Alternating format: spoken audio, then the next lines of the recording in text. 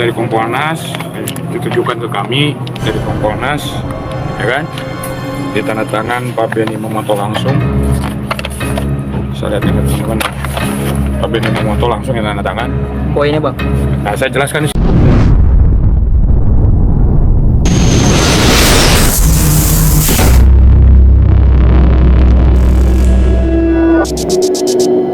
Selamat menonton dan jangan lupa di-subscribe ya.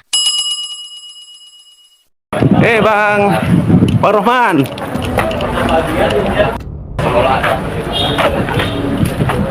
Gimana? Ya, apanya? P21 ini seperti apa?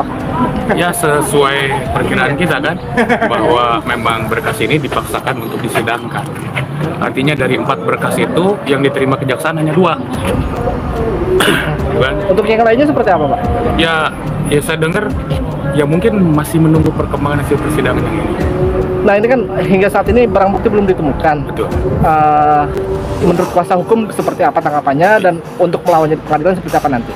Ya jelas begini, ini kan pasal 340 ya, ada pembunuhan dan yang pasti alat yang digunakan itu harus dijelaskan ya.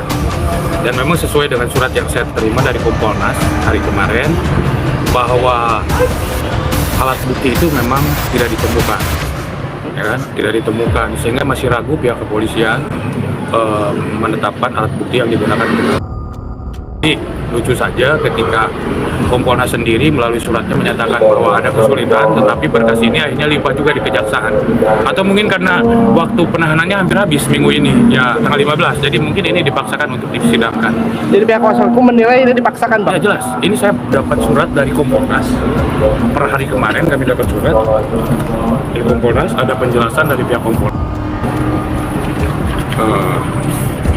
Saya kasih tahu ya ke teman-teman nih. Siap.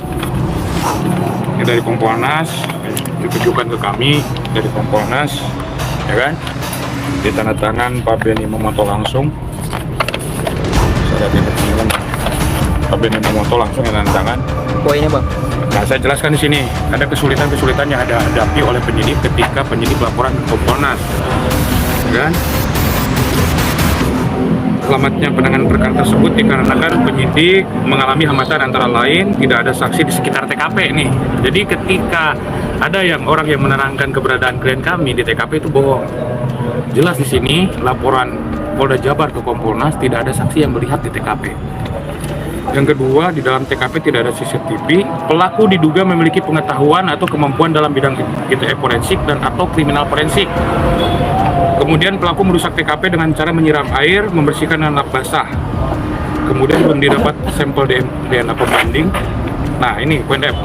Belum ditemukan benda yang diduga digunakan oleh pelaku pada saat melakukan kekerasan kepada korban. Ini jelas keterangan dari Kompolnas kepada kami yang ditandatangani oleh Pak Benny Mamoto bahwa Polda Jabar tidak menemukan alat yang digunakan untuk membunuh korban. Jadi bagaimana ini berkas bisa sampai P21 di sini? Jadi teman-teman tanya aja ke kejaksaan nanti. Dari strateginya bakal seperti apa, Bang, dari klien dan juga klien abang lain? Kalau masalah strategi nanti di persidangan ya.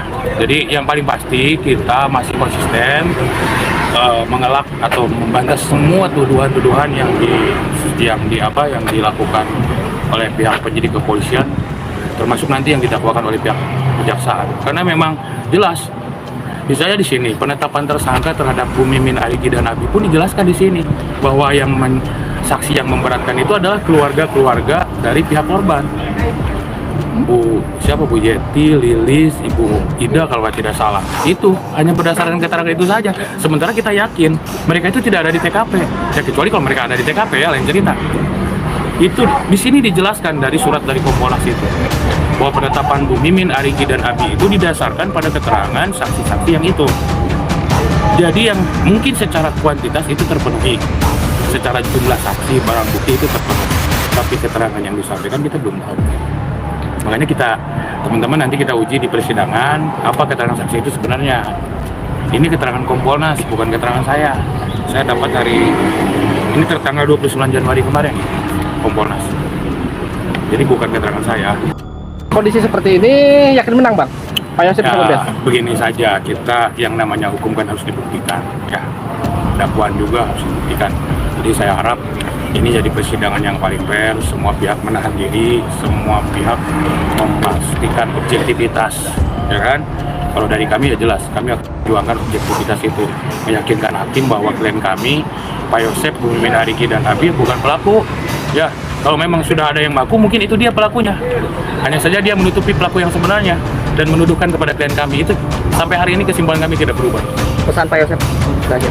Ya, Kondisinya Pak Yosep ya cukup kurus hari ini, hampir 120 hari, ya 105 hari ya di tahanan Polda Jabar, cukup kurus, tapi beliau optimis bahwa beliau sampai pembicaraan terakhir bahwa beliau tidak melakukan, termasuk Bu Mimin, Arigi dan Habibie juga barusan ada di sekitar sini, bertemu dulu dengan saya, bahwa mereka masih bersikeras bahwa mereka membantah semua tuduhan Danu. Itu semua karangan Danu.